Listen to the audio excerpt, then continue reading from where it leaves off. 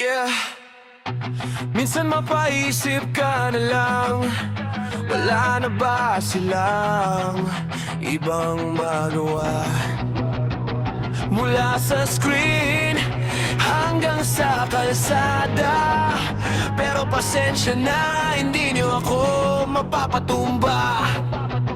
Let's go! Gising sa umaga, cellphone agad ang hawak. Akala ko ba good vibes, bakit daming nakasawsaw? Sa bawat post ko, meron kayong masasabi. Akala mo'y perfecto, kay raming sinasabi sa tabi-tabi. Keyboard wire na nagtatago sa peking profile. Imbes na magtrabaho sa buhay ko'y naka-lifestyle. Hindi nyo alam ang puyat at ang aking pagod, pero sa pagpuna kayo ang laging nangunguna sa sahod. Mga basher, tigilan nyo ako. Wala kayong alam sa tunay na kwento ko. Kahit anong bayad ang inyong mga salita, hindi nyo mabubura ang aking mga ngiti at ligaya. Imbes na manira,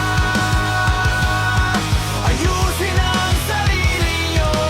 Dahil ang inggit nyo hindi makakabuti sa mundo.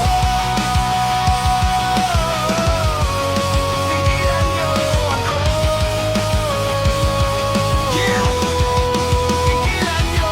Sabi nyo walang talent, sabi nyo tsamba lang. Pero nung ako'y nagsisikap, nasaan kayo niyan? Nung ako'y nadapa, nung ako'y nawawalan, kayo pa ang unang tumawad. Ako'y tinalikuran, ngayong umaangat. Biglang kayong nabulabog, para kayong mga alon na sa pampangay humahampas sa buhok. Sige lang, i-comment nyo lahat ng inyong galit.